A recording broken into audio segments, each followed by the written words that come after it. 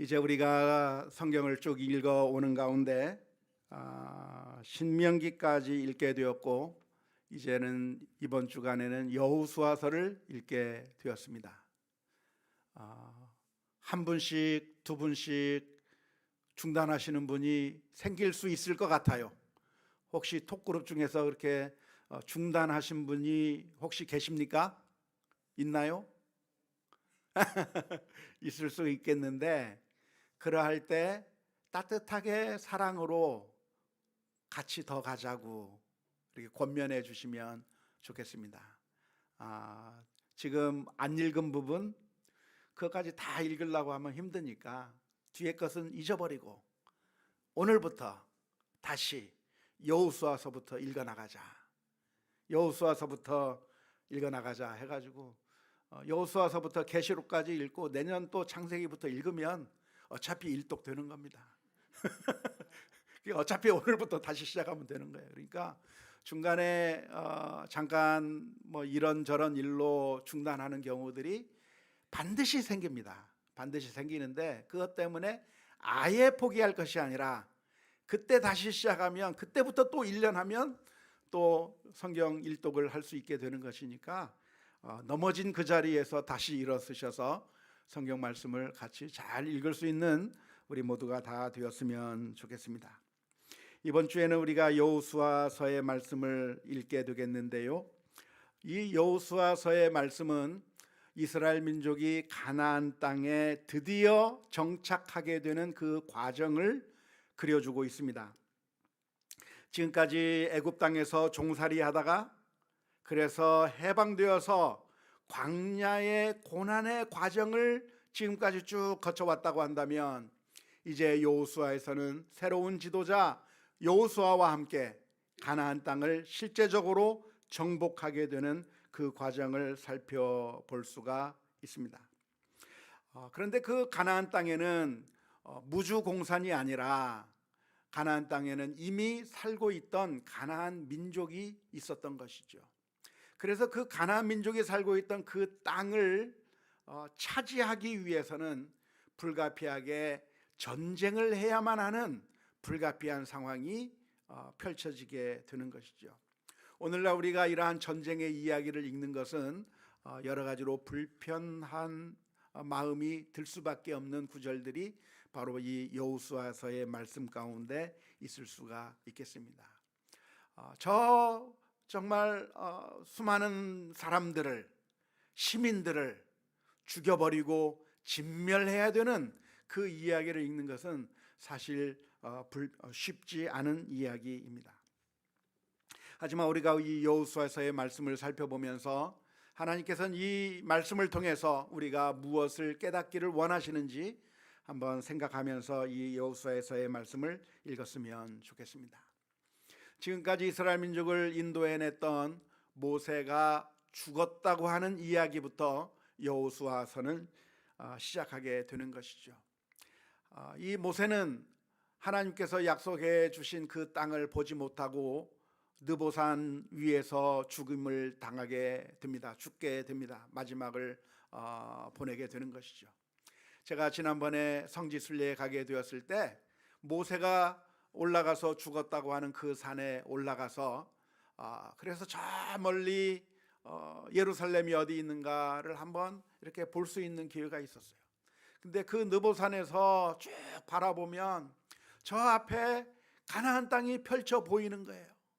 사해 바다가 보이고 사해 바다 건너편으로 그 유대 땅이 보이는 그 땅이 눈에 보이는데, 그 눈에 보이는 그 땅을 앞에 두고 모세가 그 산 위에서 죽었을 거라고 하는 것을 생각해 보면 참 여러 가지 감정이 드는 것을 느낄 수가 있었습니다. 모세가 이렇게 가나안 땅에 들어가지 못하고 죽게 되었는데요, 그 마지막을 맞이하게 되었는데, 이렇게 모세가 사라짐으로 말미암아 하나님의 약속도 같이 사라지게 되었는가 하면 그렇지 않습니다. 비록 사람은 죽었지만 하나님의 은혜는 사라지지 않았고, 하나님께서 해주신 그 약속의 그 말씀들은 여전히 유효해서 이스라엘 민족을 그 가나안 땅으로 인도해 드리는 모습을 여호수아에서 볼 수가 있는 것입니다. 우리 사람들은 우리가 믿을 수가 없는 것이죠. 철저하게 약속했던 사람들, 철저하게 확신을 주었던 그런 사람들이 하나씩 둘씩 사라지기도 하고, 그리고 마음이 변하기도 하고, 그리고 목숨이 끊어지기도 하는 등 우리가 사람을 의지할 수 있는 것은 없을 것입니다. 하지만 그렇게 사람이 사라진다고 해서 하나님의 은혜가 사라지는 것도 아니고 하나님의 약속이 사라지는 것도 아닌 것이죠. 하나님께서는 언제나 함께 하시기 때문에, 그래서 이스라엘 민족들은 그 순간에도 강하고 담대할 수가 있었습니다.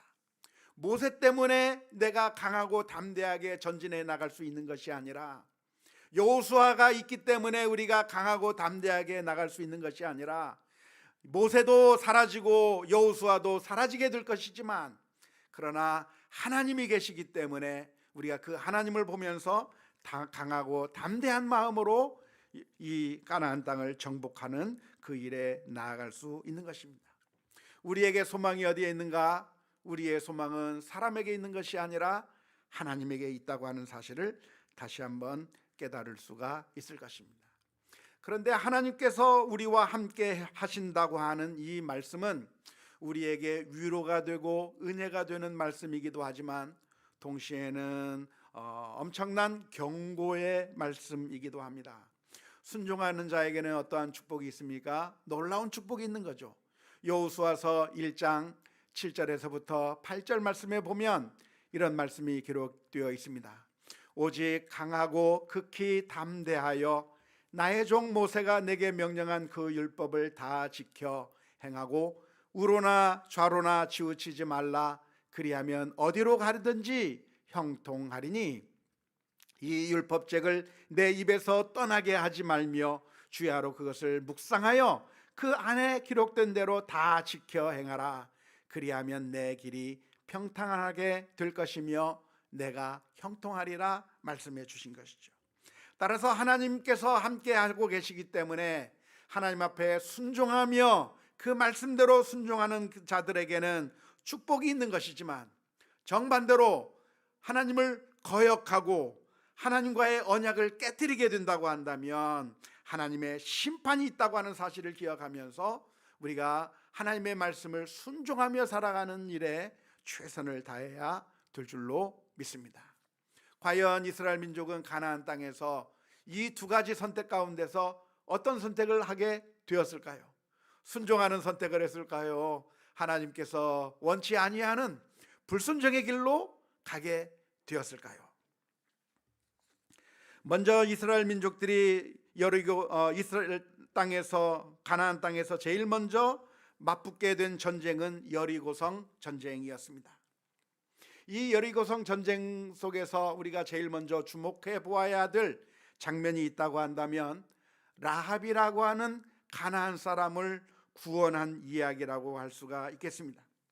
그 라합이라고 하는 여인은 가나안 사람이었지만 하나님이 만유의 하나님이시며 하나님 외에는 다른 신이 없다고 하는 사실을 믿음으로 고백하고 하나님을 신뢰하게 되었을 때, 이 라합이라고 하는 여인은 오히려 멸망받을 사람들 가운데서 구원을 얻게 되는 놀라운 축복을 얻게 된 것이죠.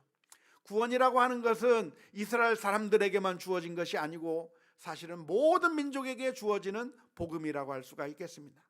그 옛날 아브라함에게 주신 약속이 무엇이냐면, 아브라함을 통해서, 아브라함의 후손을 통해서 모든 민족이 복을 받으리라고 약속해 주셨기 때문인데요. 따라서 이 라합이 구원받는 것을 보면서 하나님께서는 그 누구도 차별하지 아니하시고 하나님을 믿고 신뢰하고 복종하는 자에게 구원을 주신다고 하는 사실을 생생하게 보여주는 것이라고 할 수가 있겠습니다. 뿐만 아니라 이스라엘 민족은 여리고성을 점령하기 전에 먼저 길갈에서 할례를 행하는 모습을 보여줍니다. 이스라엘 민족들이 애굽 땅에서 나왔을 때 그 광야 생활을 하느라 광야에서 태어난 사람들은 할례를 받지 못한 채 여기까지 온 겁니다. 하지만 이제 가나안 땅에 들어가기 직전에 할례를 행하도록 하나님께서 명령하셨는데요. 사실 할례를 행하게 되면 그 육체의 아픔 때문에 전쟁을 제대로 수행할 수가 없음에도 불구하고 하나님께서는 이스라엘 민족으로 하여금 할례를 받을 것을 원하셨어요. 왜냐하면 이스라엘 민족이 가나안 땅에 들어가는 것 자체가 단순히 그냥 들어가서 땅을 차지하는 게 중요한 것이 아니라 하나님과의 언약 관계를 신실하게 맺으면서 하나님께 순종하면서 살아가는 하나님의 백성으로 살아가는 것이 정말 중요했기 때문에 그렇습니다. 그래서 할례를 받으면서 우리는 하나님과 언약을 맺은 민족이구나, 하나님과 언약을 맺은 민족이기 때문에 하나님의 말씀에 순종하며 살아야 되겠구나, 순종하지 않는다면 우리가 잘려나가게 될 것이다 라고 하는 사실을 생생하게 기억하면서 가나안 땅에 들어가서 하나님의 말씀에 순종하며 사는 그 백성이 되기 위하여서 할례를 받게 되는 것이죠. 할례라고 하는 것은 표피를 잘라내는 것인데 마치 우리가 하나님의 언약을 어기게 되면 하나님께서 이스라엘 민족에게서 그 언약을 어긴 사람들을 잘라내려 버리는 것과 같은 그런 경고를 몸에 새기는 것이 되는 것이죠. 그래서 이스라엘 민족들이 이 가나안 땅에 들어가면서 이제는 하나님의 말씀에 순종하며 살겠다고 하는 그런 다짐을 하게 만들고, 그래서 가나안 땅에 들어가게 만드는 것이죠. 이 여리고성 전투라고 하는 것은 어떤 전투인가? 그냥 한 나라가 한 나라를 공격해서 무찔러서 이기는 전투가 아니라 사실은 이것이 바로 하나님의 전쟁이요 거룩한 전쟁이라고 하는 그 특징을 우리가 먼저 이해해야 합니다. 거룩한 전쟁, 하나님의 전쟁이 무엇인가요? 그것은 하나님께서 심판의 차원에서 이루어 가시는 전쟁을 의미합니다. 다시 말하자면 이 가나안 땅 사람들이 하나님 앞에 죄를 짓고 그리고 너무나도 타락해 버려서 하나님께서 더 이상 참을 수가 없어서 그들의 죄악을 심판하실 정도의 그런 심각한 죄 가운데 빠지게 되었을 때 하나님께서는 그 사람들을 심판하시는 거죠. 마지막 날에 우리가 하나님 앞에 서게 되면 우리가 행한 바에 따라서 심판을 받게 되는 것처럼 당시 이 가나안에 살던 여리고성에 살던 사람들이 하나님 앞에 엄청난 죄를 저질렀기 때문에 하나님께서 이스라엘을 들어서 심판하시는 하나님의 심판의 차원에서 거룩한 전쟁, 하나님의 전쟁이라고 말할 수가 있습니다. 하나님께서 이스라엘 민족을 가나안 땅에 당장 인도해 들이신 것이 아니라 아브라함에게 약속하신 다음에 400여 년을 지나도록 그 기간을 유예 기간을 두셨습니다. 그래서 이스라엘 민족들은 애굽 땅에 내려가서 거기서 수가 증가하고 그리고 광야를 통과하면서 그래서 400여 년이 지난 후에야 이 가나안 땅을 정복하러 오게 된 이유가 무엇일까요? 왜 하나님의 가나안 땅의 약속이 이렇게 늦어졌습니까? 그 이유에 대해서 창세기 15장 6절 말씀에 이렇게 표현하고 있습니다. 15장 6절이 아니고 다른 말씀입니다. 잘못 적은 것 같습니다. 창세기 15장 16절 말씀. 대단합니다. 이걸 금방 찾았어요. 한번 같이 읽어보겠습니다. 시작. 내 자손은 사대 만에 이 땅으로 돌아오리니 이는 아모리 족속의 죄악이 아직 가득 차지 아니함이니라 하시더니. 이 창세기 15장 16절은 누구에게 주신 말씀이죠? 아브라함에게 주셨던 약속인 거예요. 아브라함한테 주시는 말씀이 아브라함아, 이 땅을 너와 내 후손들에게 주겠다고 약속을 하셨는데 그 약속을 하시면서 지금 당장 주는 것이 아니라 4대가 지난 후에 네 후손들에게 주겠다고 말씀하셨어요. 다시 말하자면 400여 년이 지난 후에 이스라엘 민족이 이 땅을 차지하게 할 것이라고 말씀하셨는데 이 400년 동안의 긴 기간을 유예 기간을 두신 이유가 무엇인가? 아모리 민족들이 지금 죄를 엄청 짓고 있어서 그래서 하나님께서 심판하셔야 되기는 하겠는데 좀 더 기다려 보겠다는 거예요. 좀 더 참아 보겠다는 거예요. 그래서 참고 또 참고 해서 400여 년을 더 참다가 이제는 더 이상 참을 수 없는 상태가 되었을 때 하나님께서 이스라엘 민족을 들어서 그 가나안 민족을 심판하시는 하나님의 심판의 전쟁이 바로 이 가나안 전쟁이고 여리고성의 전쟁이라고 할 수가 있겠습니다.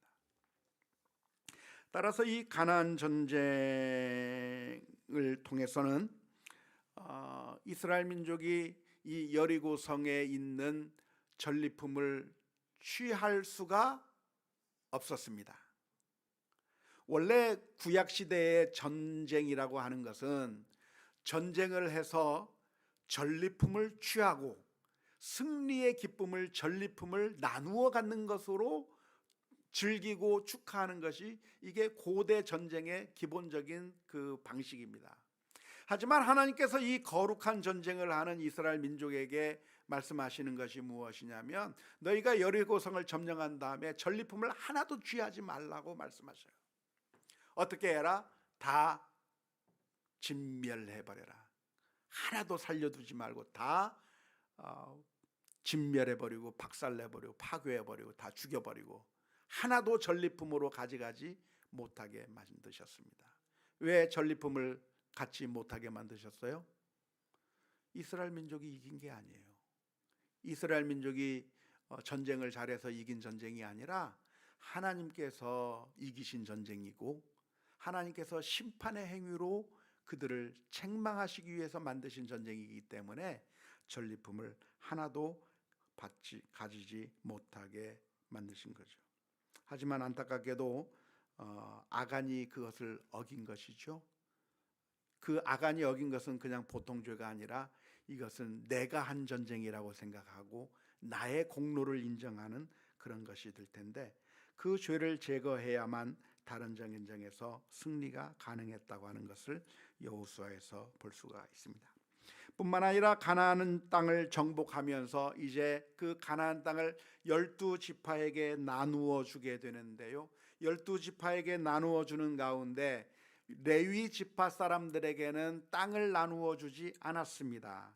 레위 지파 사람들은 땅을 받지 못했는데 왜 땅을 받지 못했을까요? 이들은 성전에서 나오는 예물들을 가지고 살아가게 만든 것이죠.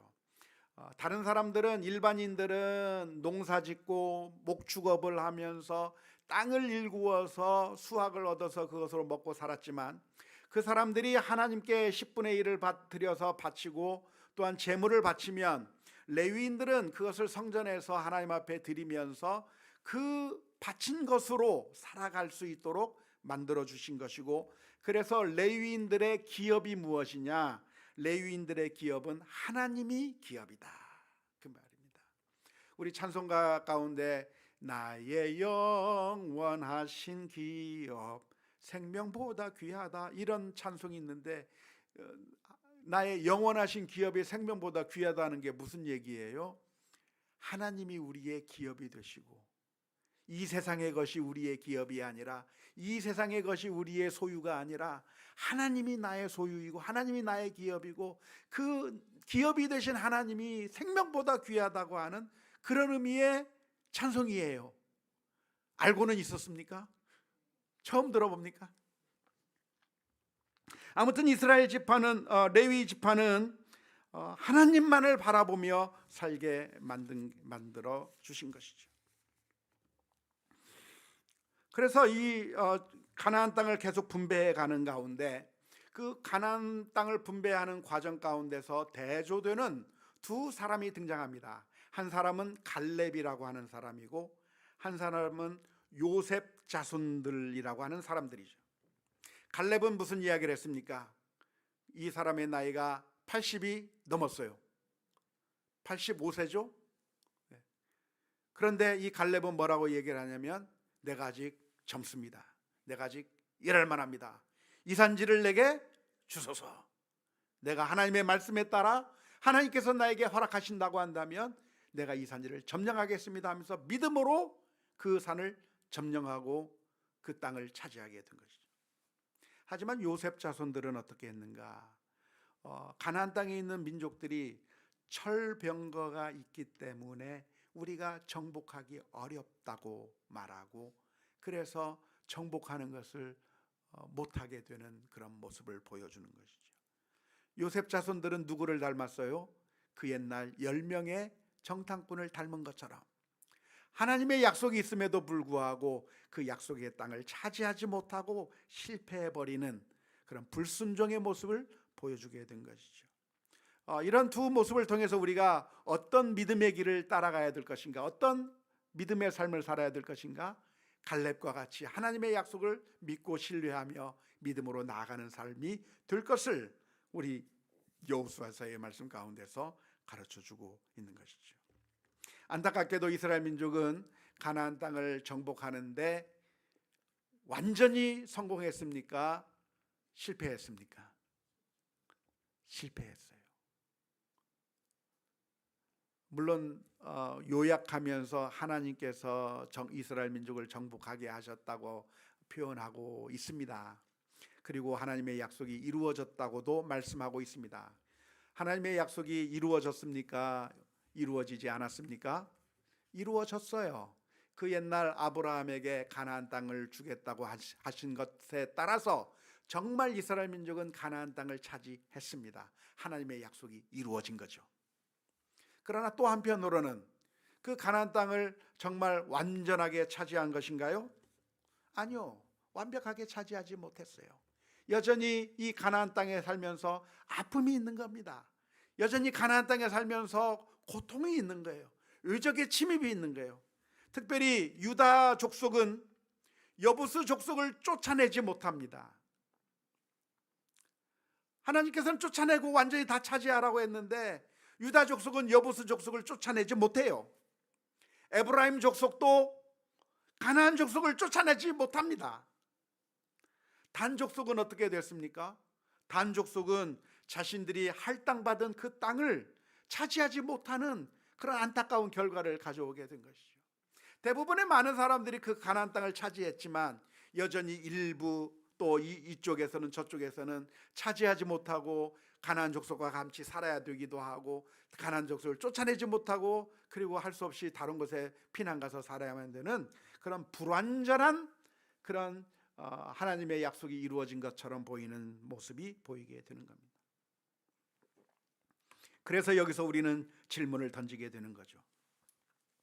왜 이스라엘 민족은 가나안 땅을 완전히 차지하지 못했을까? 하나님께서는 가나안 땅을 주신다고 했는데 왜 가나안 땅을 완전히 차지하지 못했던 것일까? 왜 이스라엘 민족은 가나안 땅에서 완전한 안식과 쉼을 누리지 못했을까? 애굽 땅에서 살던 그 고통을 물리치고 이제는 해방되어서 가나안 땅에 왔으니까 이제는 마음 편하게 살아야 되겠다, 이제는 걱정 근심 없이 살았으면 좋겠다 했는데 가나안 땅에 사는 삶이 그렇게 근심과 걱정이 없이 사는 삶이 아니라 여전히 안식이 없고 여전히 쉼이 없는 그런 삶을 살고 있는 모습을 보면서 사람들 마음 가운데 질문이 하나 생기는 거죠. 하나님의 약속은 이루어지지 않은 것인가? 하나님의 약속은 실패한 것인가? 하나님께서 우리 가나안 땅을 저 가나안 복지 귀한 성에 나 들어가려고 그 찬양을 하면서 이렇게 이 가나안 땅에 왔는데 이곳에 참된 안식이 없고 참된 평화가 없고 여전히 눈물도 있고 슬픔이 있는 그 고난의 과정을 겪는다고 하는데 도대체 하나님의 약속은 어떻게 된 것인가? 라고 하는 질문이 떠오르게 되면서 우리는 이 여호수아서의 말씀을 읽으면서 예수 그리스도를 바라보게 되는 겁니다. 비록 이 세상에서는 이 하나님의 약속이 이루어지지 않은 것처럼 보이지만 그러나 우리 주님께서 오셔서 하나님의 나라를 회복하시고 우리들의 심령 가운데 사탄이 지배하면서 우리를 힘들게 만들었던 그 영적인 상황 가운데서 우리 주님께서는 십자가 위에서 못 박혀 죽으셨으나 다시 부활하셔서 사탄의 권세를 물리치고 그래서 다시 이제 하나님의 자녀, 하나님의 통치가 이루어지는 하나님의 나라를 새롭게 받게 만드시는 그 주님의 역사를 바라보면서 우리가 저 천성을 바라볼 수 있게 만드는 그 말씀이 여호수아서의 말씀입니다.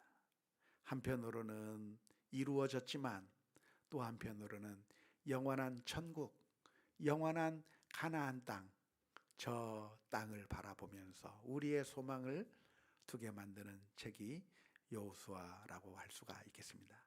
이번 한 주간 동안 여호수아서의 말씀을 읽어 나가는 가운데 천국의 소망을 발견하는, 그리고 예수님께서 우리를 위해서 이루시는 그 놀라운 은혜의 축복들을 기억하는 한 주간이 다 될 수 있기를 주님의 이름으로 축원합니다. 우리 함께 같이 찬양했으면 좋겠습니다.